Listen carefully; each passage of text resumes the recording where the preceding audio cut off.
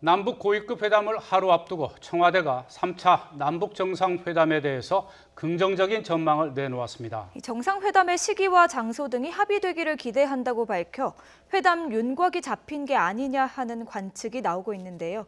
회담 전망부터 전국 현안까지 최창렬 용인대 교수, 김우석 미래전략개발연구소 부소장과 함께 이야기 나눠보겠습니다. 두 분 안녕하십니까? 어서 오십시오. 자, 청와대가 오늘 오후에 내일 남북 고위급 회담을 앞두고 관련 브리핑을 했거든요. 그런데 김의겸 청와대 대변인이 3차 남북 정상회담의 시기와 장소는 물론이고 방북단의 규모까지 합의됐으면 좋겠다 이렇게 밝혔는데 이 청와대 브리핑 내용 어떻게 들으셨습니까?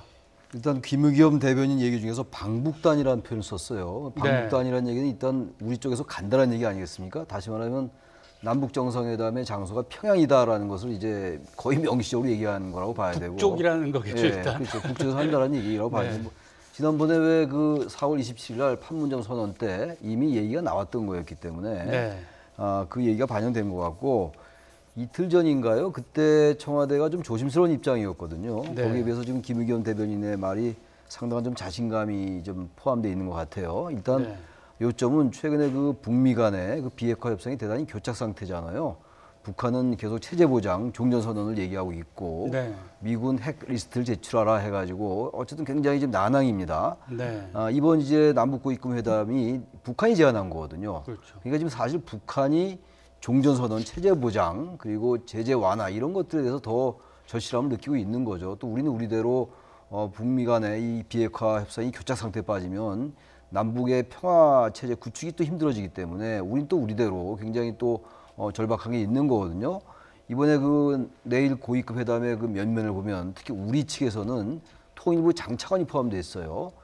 그러니까 70년대 이후에 고위급 회담에서 통일부 장차관이 포함된 건 거의 처음으로 제가 알고 있습니다. 게다가 남관표 국가안보실 2차장도 포함되어 있거든요. 그러니까 판문점 선언에서 얘기했던 협력, 교류 이런 것도 중요하지만 역시 우리는 남북 정상회담 좀 정무적인데 좀 정점을 찍는 것 같아요. 방점을. 북한 거기에 비해서 체제 보장이라든지 뭔가 이 경제 협력, 판문점 선언에서 얘기 나왔던 거, 도로나 철도 이런 부분들에 좀 중점을 두는 것이 아닌가 이렇게 생각이 됩니다. 일단.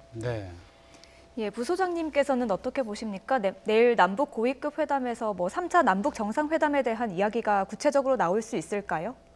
그렇죠. 사실 지금 북미 대화가 굉장히 교착 상태 아니겠습니까? 사실 뭐 미국 아까 그 뉴스에도 나오지만 미국은 태양을 탐사할 정도로 대단한 기술을 가지고 있고 그 태양에서 끊임없이 그 분열을 하고 있는 태양을 조사를 하러 보내는 기술을 가지고 있어도 북한의 핵 문제에 대해서는 쩔쩔매고 있단 말이죠.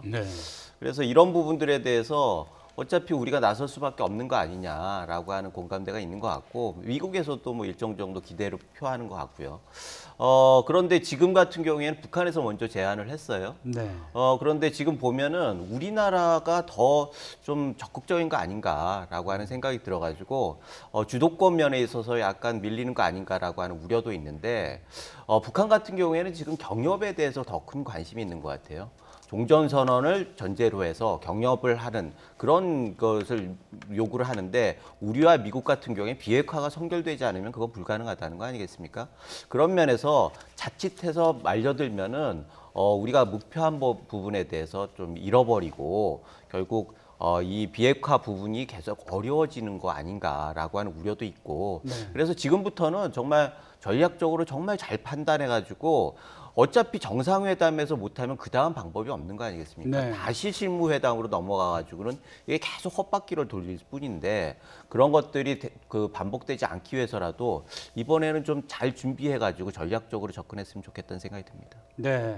문재인 대통령하고 김정은 위원장이 만나게 되면 이번이 이제 세 번째인데 방금 말씀해 주신 것처럼 이번에는 굉장히 준비도 잘해서 성과가 있어야 된다고 짚어주셨는데 4.27 판문점 선언에서 사실상 가을쯤에 다시 만나기로 합의가 돼 있었지 않았습니까? 그러니까 가을이라는 게 벌써 이제 9월 되면은 가을로 볼 수 있는 거 아닙니까? 그러니까 이달 말이나 빠르면은 다음 달 초쯤에 뭐 평양에서 이루어질 가능성이 커 보인다고 하는데 김 부소장께서는 우리가 좀 서두른다는 그런 입장으로 말씀해 주셨는데 북측도 지금 상당히 남북 정상회담이 좀 필요한 면이 있어서 제의한 것 아니겠습니까? 그렇죠. 사실 구구절을 앞두고 구구절에서 그 인민들에게 뭔가 성과를 보여줘야 한다라는 생각은 있을 거예요. 그러나 그럼에도 불구하고 북한 같은 경우에는 의사결정 라인이 아주 그 결정권은 결국 한 사람한테 모여 있기 때문에 거기는 그래도 뭐 밀고 당기고 이런 것들이 있을 수 있는데 우리와 미국 같은 경우에는 국민들이 있잖아요. 국민들이 바람에 부응하지 못한다고 하면 정권에서는 굉장히 부담스러운 거거든요.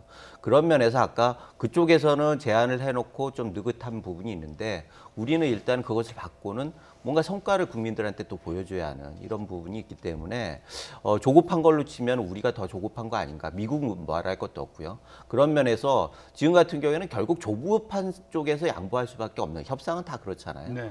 그렇게 되면은 어떻게 보면 북한이 리드하는 그 방향으로 끌려갈 가능성이 있고 그렇다고 하면 비핵화는 더 멀어지고 경협을 통해서 제재를 무력화시키고 종전선언을 통해서 미국의 그 위협을 결국 무력화시키고 이렇게 함으로써 북한이 원하는 모든 것들을 얻어가는 과정에서 우리는 사실 아무것도 얻지는 못하는 그런 경우가 있을 수가 있다는 거죠. 오히려 핵이나 미사일 부분에 있어서는 말은 뭐 없애겠다라고 하면서도 계속 더 배치를 하고 만들고 이런 것들이 언론 보도를 통해서 나오고 있어요. 그렇다고 하면 북한이 얼마나 진정성 있게 지금 접근하고 있느냐 이런 부분들도 우리가 좀 잘 판단해가지고 거기에 맞게 대응을 해나가는 게 필요한 거 아닌가 그렇게 생각이 듭니다. 예, 그런데 내일 정상회담이랑 관련된 합의가 이루어진다면 이 문재인 대통령의 광복절 축사에도 그 합의된 내용이 담길 수 있지 않을까 하는 전망도 있는데요. 그거야 어떻게 보십니까? 뭐 당연히 담길 수 있겠죠. 그런데 본질적으로요. 북미 간의 비핵화 협상이 완성되어야 되는 거잖아요. 근데 지금 뭐 여러 가지 이유로 해서 말씀드린 것처럼 북한은 일단 종전선언, 체제 보장, 제재 완화 이게 지금 주 목적이에요. 또 북한으로서는 핵을 완전히 지금 포기한 상태에서 미국이 또 약속을 이행하지 않을까 하는 우려가 분명히 있는 것이고 미국은 반대로 북한에게 신뢰를 못 주고 있는 거예요. 사실 그게 본질입니다. 그러니까 북미 간에 지금 이 협상이 교착 상태니까 결국은 북미 간의 이 교착은 북미 정상이 풀 수밖에 없습니다. 아무리 지금 폼페이오가 북한을 왔다 갔다 하고 그런다 하더라도요. 결국은 김정은 위원장과 미국의 트럼프 대통령이 만나서 정상회담에서 일괄적으로 타결할 수밖에 없어요. 6월 12일 날 만나긴 만났습니다만 만난 이후에 또 여러 가지 교착 상태가 계속되지 않겠어요? 저는 앞으로도 상당히 이러한 과정은 계속 되풀이될 수밖에 없다. 근데 중요한 거는 이 북미 간의 교착을 결국은 우리 문재인 대통령이 북한 정상을 만나서 해결하는 수밖에 없는 거예요. 해결이라기보다도 북미 간의 정상의 만남을 위해서 남북의 지렛대를 놓는 데 의미가 있는 거거든요. 우리가 어떻게 해결할 수 있는 게 아니지 않습니까? 북미 간의 협상이기 때문에. 그래서 내일 남북 고위급 회담은 그런 거에 대한 필요성은 사실 우리나 북한이나 양측이 가지고 있는 거거든요. 단지 우리는 일단 남북 정상회담에 더 방점을 찍고 있는 것이고 또 북한은 그것도 중요하지만 철도나 도로나 산림 등 이러한 것들, 판문점 선언에서 합의된 것들에 대해서 더 많은 무게를 두고 있는 거거든요. 그러니까 우리가 뭐 북한에 말릴 거다, 우리가 더 뭐 협상에 조급하다 이런 것들보다는 중요한 건 역시 남북 관계를 더 선순환으로 가져가면서 북미 정상이 만날 수 있게 하는 것. 바로 그것 때문에 문재인 대통령이 의지를 가지고 통일부 장차관까지 포함시킨 것이 아니냐 고위급 회담에 이런 생각이 듭니다. 네. 남북 간에 해결해야 될 문제가 있고 또 북미 간에 해결해야 될 문제가 있는 것만큼은 사실인 것 같습니다. 자, 이렇게 지금 내일 남북 고위급 회담과 관련한 얘기를 짚어봤는데 또 그런가 하면은 이제 수개월 동안 의혹이 제기됐던 이 북한산 석탄 반입이 이제 사실로 확인이 되면서 자유한국당은 조직적으로 이걸 묵인했거나 방치 또는 뭐 은폐한 의혹이 있다면서 이제 국정조사까지 요구를 하고 있고 뭐 여당은 정쟁 너무 심하다. 뭐 그 업체들을 처벌하면 될 일 가지고 너무 키우고 있다 이렇게 얘기하고 있는데 우리 김 소장께서는 앞으로 이 국정조사 가능성 어떻게 내다보십니까? 저는 가능성은 잘 모르겠고요. 일단 바람직하지는 않다고 생각합니다. 지금 야당에서는 경고를 하는 거고 여권에서는 경계를 하면 되는 거예요. 지금 어차피 이 경고를 하는 의미는 사실은 경고하는 건 여당에 대해서 얘기하는데 만약에 이것을 국정조사를 해가지고 뭐 사항이 계속 많이 나오고 그러면은 국제사회나 미국에서 제재를 할 수 있는 명분을 주게 되는 거거든요. 미국은 구태여 그 문제 삼지 않겠다고 애써 외면하고 있는데 네. 우리가 이걸 계속 문제를 삼아가지고 오히려 그 명분을 제재의 명분을 준다라고 하면 그건 굉장히 큰 문제죠. 그러나 여권에서도 이걸 경계로 삼지 않고 그냥 뭉개고 넘어간다라고 하면 그건 안 되는 일이죠. 지금 같은 경우에는 제재를 무너뜨리고 있는 게 어차피 북의 전략인데 제재의 최전방에 있는 게 우리나라거든요. 그런데 우리나라에서 그게 무너졌다라고 하는 것들은 어떻게 보면 그 국제 정세에서 굉장히 중요한 문제입니다. 그런데 이 부분이 그냥 개인의 일탈이다 이런 식으로 해가지고 그냥 넘어간다라고 하면은 국제사회에서 그렇게 신뢰를 받기가 힘들어요. 그런 면에서 이 부분에 대해서는 국정조사를 하지 않기 위해서 야당 같은 경우에는 지나치게 밀어붙이지 않고 여당에서는 지나치게 밀어붙이지 않을 수 있을 정도로 굉장히 경각심 있는 모습을 보여야 합니다. 다음에 이런 일이 벌어지지 않기 위한 여러 가지 조치들. 예를 들자면 관세청에서 뻔한 아주 쉽게 확인할 수 있었음에도 불구하고 그걸 못했단 말이죠. 그런데 그런 부분들에 대해서도 여권에서 얘기를 해야죠. 이런 부분들은 확실히 문제가 있으니까 이걸 그렇게 되지 않기 위해서 어떤 조치가 필요하다. 이런 정도로 얘기를 해야지 야당에서 그걸 뭐 믿건 안 먹건 명분을 삼아가지고 일단 약간 물러났는데 그렇지 않고는 야당의 그 공세를 정부 여당에서 막을 수가 없는 거죠. 그런 면에서 네. 양쪽에서 굉장히 이런 부분들을 국익을 위해서 현명하게 대처를 하는 모습이 참 네. 필요하다 이런 생각이 듭니다. 덧붙여서 최 교수께도 질문을 드리면 이제 이번 주에 우리 정부가 유엔 안보리의 그 우리 이제 제재 조사 결과를 이번 처리한 조사 결과를 보고를 하게 돼 있거든요. 근데 이 북한산 석탄 반입 파문 정치권에서 어떻게 다뤄져야 바람직하다고 보십니까? 정말 국정조사로 가기 어려울 것 같고요. 명분이 너무 없어요. 국정조사를 하기에는.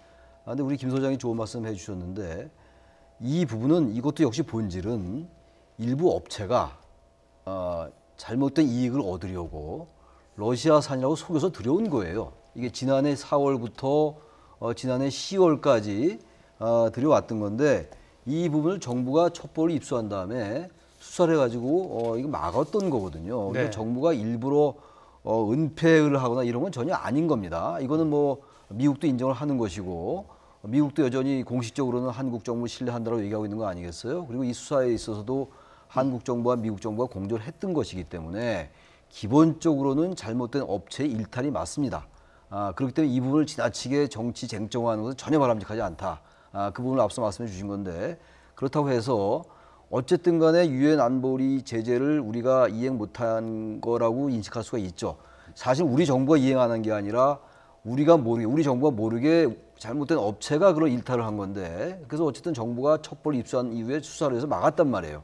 그 부분을 야당도 인정을 해야 될 것 같고 정부 측에서도 어쨌든 간에 그 국제 제재의 틀을 우리가 계속 준수해야 되기 때문에 그런 부분을 앞으로 계속 조심해 나가면 되는 것이지 이 부분을 자꾸 은폐했다라고 얘기하는 건 야당이 명분이 없는 행동이다. 따라서 국정조사는 열리기 어려울 거다라고 생각합니다. 네, 국정조사 뭐 어떻게 될지 앞으로 지켜봐야 할 것 같습니다. 네, 이번에는 드루킹 특검 관련 이야기를 좀 해보도록 하겠습니다. 오늘 오전 송인배 정무비서관이 참고인 신분으로 특검팀의 조사를 받았는데요. 현재 이 조사를 검토하고 있는 것으로 알려졌는데요. 네, 송 비서관이 김경수 지사에게 드루킹을 소개해준 사람으로 알려져 있습니다. 오늘 조사는 어떤 이유에서 열리게 된 것입니까? 이건 일련의 그 과정들이 있는 거예요. 지금 그 여론 조작이라고 하는 것이 지금 혐의 아니겠습니까? 그런데 네. 그 구성을 보면은 처음에 송인배 비서관이 소개를 시켜줍니다. 그리고 그 대가인지 아니면 찬성 명목이든지 일정 정도 사례를 받죠. 네. 그 드루킹을 인수인계를 받은 김경수 그때 의원이었죠. 김경수 네. 의원은 그 상황을 그 대선 때 활용을 해요. 이 드루킹을. 네. 드루킹과 경인선 그 그룹들을. 그리고 거기에 대해서 대가로 백원우 비서관이 그 지금 그 사례로 그 자리 오사카 청영사였나요? 이렇게 해가지고 결국은 이게 하나의 시퀀스가 돼가지고 벌어지는데 실체는 이거를 다 확인해야지 나오는 거죠. 그래서 지금 같은 경우에는 김경수 의원 지사 같은 경우에는 2번에 걸쳐서 했는데 아직 명확한 건 아닌 것 같아요. 그러나 네. 지금 애초에 발단이 됐던 송인배 비서관을 먼저 하고 그다음에 백원우 비서관까지 해야지 이 조사가 일정 정도 가닥이 잡힐 거다 그런 생각이 들고 네. 그런 그 과정에서 지금 뭐 증거가 명확하지 않은 상황이니까 나온 거에 하면 그 상황에서 어떻게 이걸 논리적으로 잘 엮어나가느냐 그것이 지금 특검이 가지고 있는 굉장히 중요한 숙제 아닌가 그런 생각이 듭니다. 네. 김경수 지사를 2차례 소환한 데 이어서 이제 청와대 비서관, 이제 송인배 비서관, 정무비서관은 이제 오늘 소환이 됐고 네. 또 추가로 이제 백원우 민정비서관도 그렇죠. 곧 이제 불러서 물론 참고인 신분이긴 하겠지만 조사를 한다고 하는데 특검에서 가장 들여다보고 싶은 대목이 뭘까요?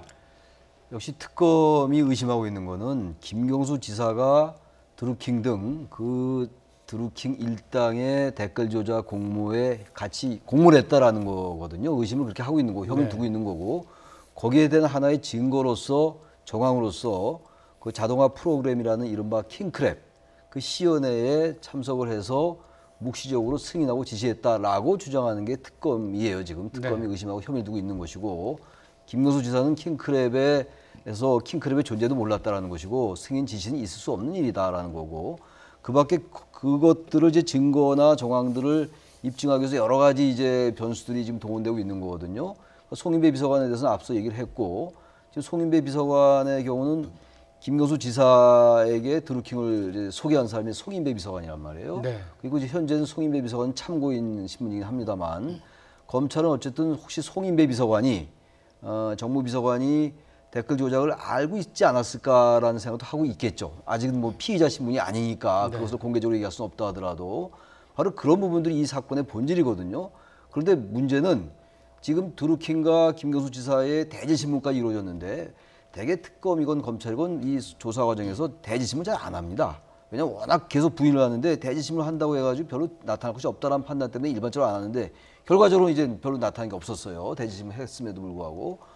여전히 지금 엇갈리고 있단 말이에요. 단지 특검이 계속 그렇게 의심을 갖고 혐의를 두고 있음에도 불구하고 물증이 없는 것 같아요. 지금 물증이 없습니다. 없는 것 같은 게 아니라 물증이 없으니까 여러 그 관련자들의 진술이라든지 정황을 가지고 특검은 확신을 거의 가지고 있는 것 같은데 그것이 대지신문조차도 그 드루킹의 진술이 오락가락했다는 거 아니에요? 그러다 보니까 오히려 특검이 뭔가 지금 김경수 지사의 혐의를 두고 있는 게 더 흔들리는 것이 아니냐 이런 관측도 있어요 지금. 네. 그래서 송인배 비서관 오늘 소환해서 지금 무슨 나왔는지 안 나왔는지 모르겠는데 참고인 소환이 끝나고 백원우 비서관도 한다는 거 아닙니까 특검이?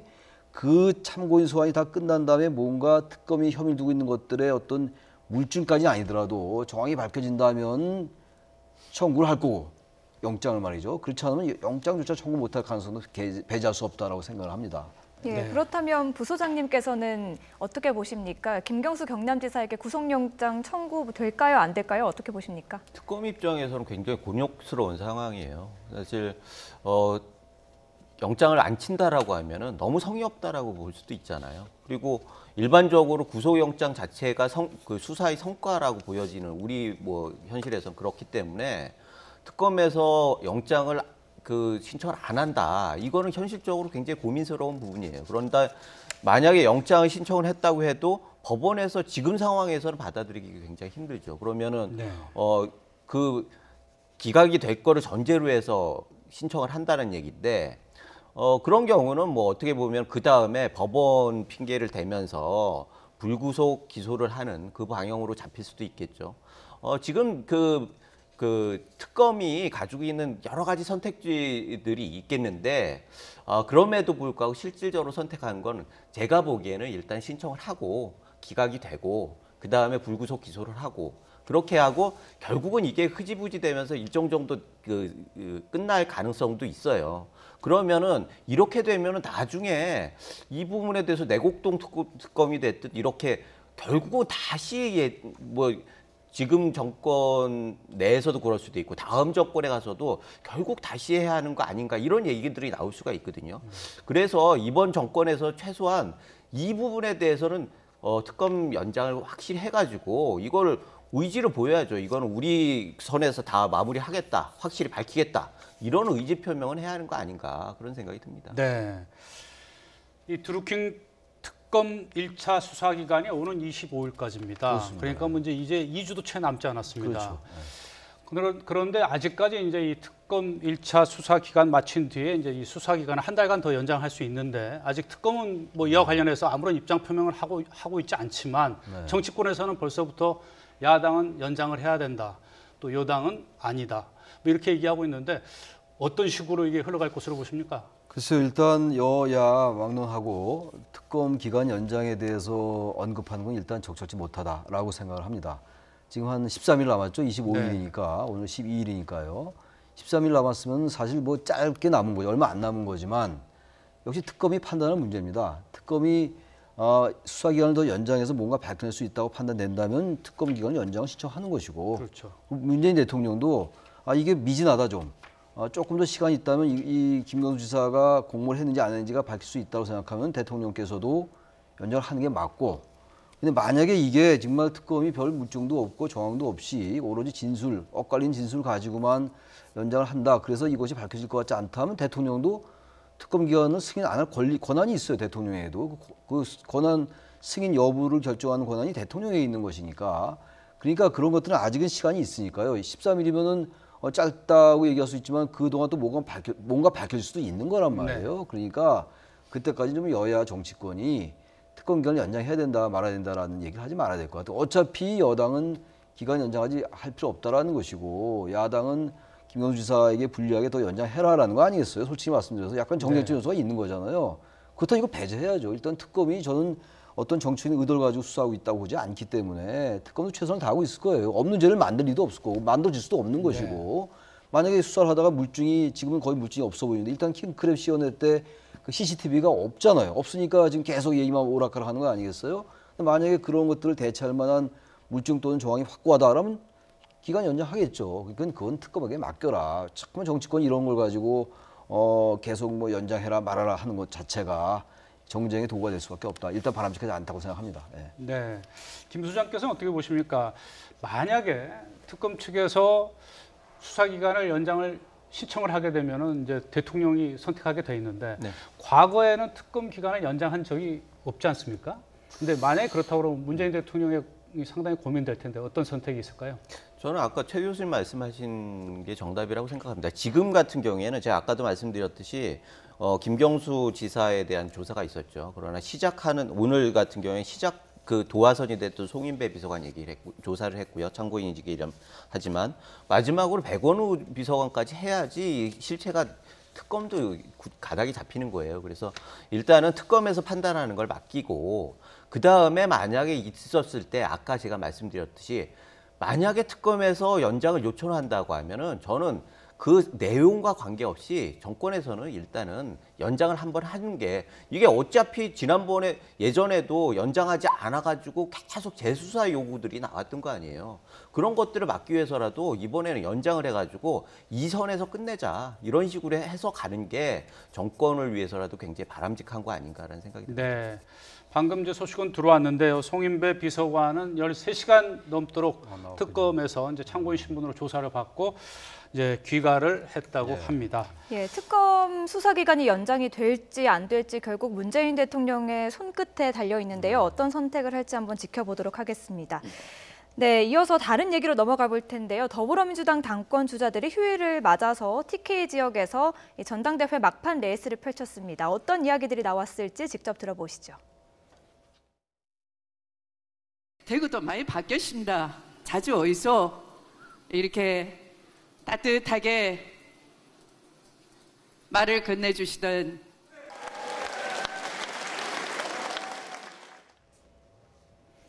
네, 방금 보신 것처럼 이 대구를 찾았던 추미애 대표.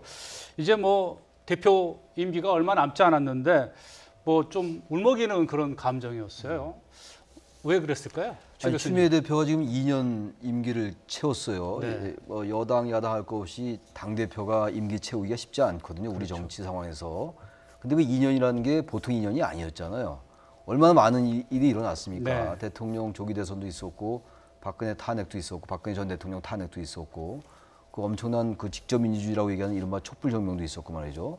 그런 와중에서 어쨌든 정권을 잡았어요. 그러면서 어쨌든 대표직을 무난히 해냈거든요. 그리고 바로 자신의 고향인 대구를 간 거잖아요. 그렇죠. 대구야 사실 뭐 지금 여전히 아무리 지지율이 떨어졌다 하더라도 자유한국당의 텃밭임에는 분명하지 않습니까? 그런 여러 가지 지방선거에서도 많이 보여주지 많이 않았습니까? 또 보여줬고요. 네. 바로 그런 여러 가지 정치적인 요인 또 개인적인 여러 가지 상황 이런 것들이 같이 복합적으로 작용해서 지금 화면에서 보신 것처럼 약간 울먹이는 이런 모습이 나타난 게 아닌가 생각이 듭니다. 네. 예, 그리고 요즘 당 지지율이 조금 떨어지면서 고심도 깊었을 것 같은데요. 부소장님께서는 어떻게 보셨습니까? 일단 추미애 대표는 참 운이 좋은 분인 것 같아요. 워낙에 그 중요한 때 또 성과가 있을 때 대표를 하고 있다라는 것, 뭐 본인의 노력과 이런 것도 있었겠지만 결국 한 것보다 더 많은 수확을 얻는 게 운이 좋은 거 아니겠습니까? 그런 면에서 굉장히 축복받은 분이다 이런 생각이 드는데 지금 마지막에 그 당 지지도하고 뭐 대통령 그 국정 지지도가 떨어지고 있어요. 그래서 사실은 이렇게 되면은 그 당원들 입장에서 장악력이 큰 지도자를 원하게 되는 경우가 많아요. 네. 그런 면에서 지금의 대세론, 이해찬 대세론이나 뭐 이런 대세론이 더 강화되는 쪽으로 가지 않겠느냐 이런 생각이 들고 결국은 추미애 대표 개인으로 봐서는 정말 좋은 시절하고 위기에 있을 때는 약간 비껴나갈 수 있어가지고 굉장히 그런 면에서도 운이 좋은 분인 것 같습니다. 네. 민주당 이 차기 당권 경쟁을 벌이고 있는 주자들 휴일에는 오늘 대구에서 유세를 펼쳤는데요. 이 송영길, 김진표, 이해찬 후보 3명의 이 전당대회 유세 잠시 보신 다음에 대담 이어가도록 하겠습니다. 정동영순학교 김병준이 다시 돌아오고 있는데 여기에 어떤 얼굴을 집어넣어야 우리 민주당이 승리할 수 있겠습니까? 개혁진표, 야당을 설득할 수 있는 협치진표, 당정청을 모두 경험한 경제진표, 사심없이 민주적으로 공정하게 당을 운영하겠습니다. 절대로 저는 자기 정치를 하지 않겠습니다. 예, 대구는 상대적으로 이 더불어민주당에 대한 지지세가 좀 약한 지역인데요. 어떻게 보셨습니까?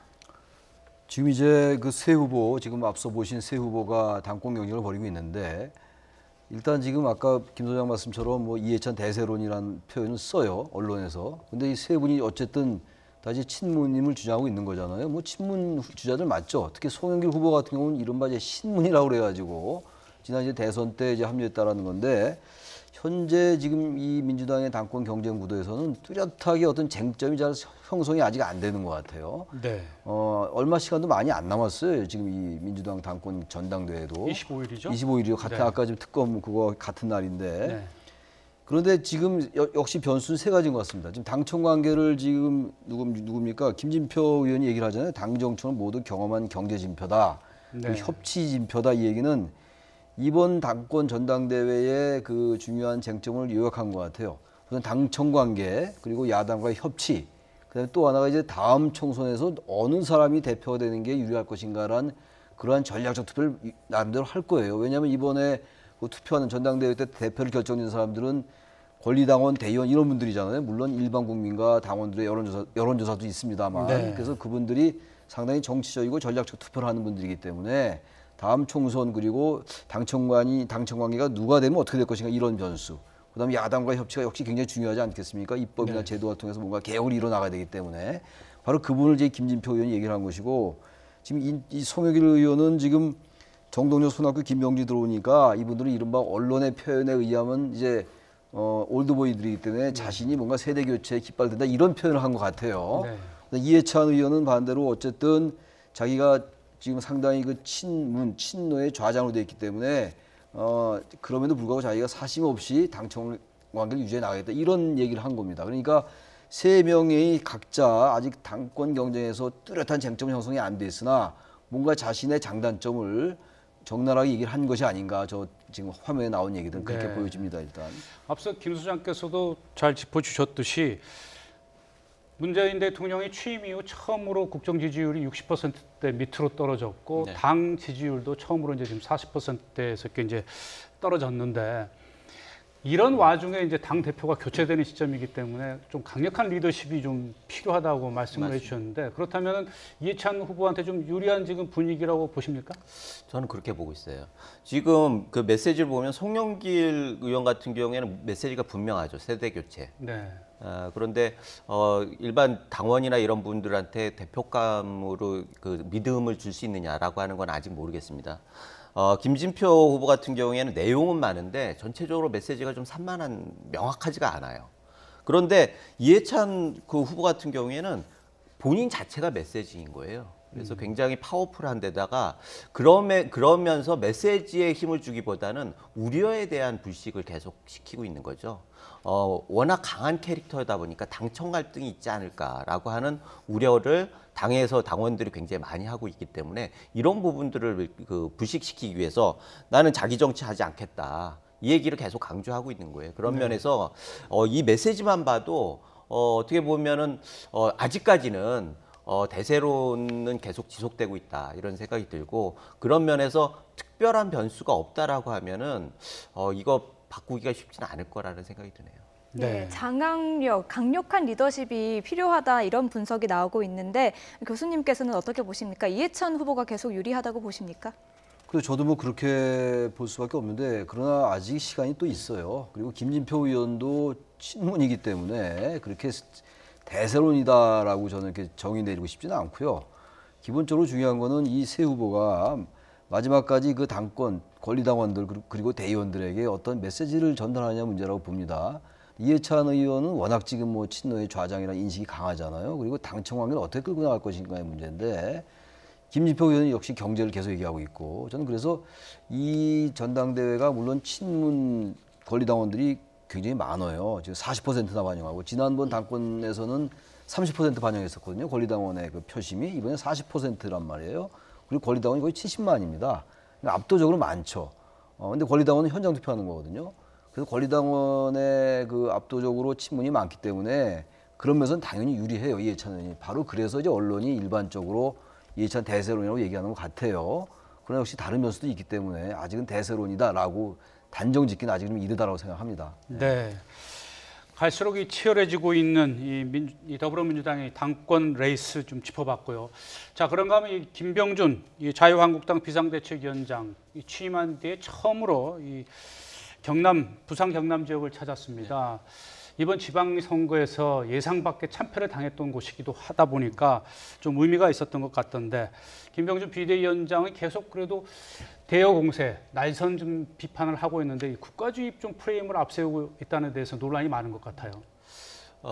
일단은 제가 보기에는 굉장히 적확한 지적들을 많이 하고 있는 것 같아요. 지금 사실 국가주의 얘기를 하면서 국민들은 국가 뭔가 이게 나라냐라고 그런 요구 때문에 생긴 정권인데 이 정부가 과연 국가로서 제대로 활동하고 있느냐라고 하는 문제 제기를 하는 거잖아요. 야당 네. 입장에서는. 그러면 이런 것들을 고민하기 시작해가지고 그것이 지지도로 연결될 수도 있다.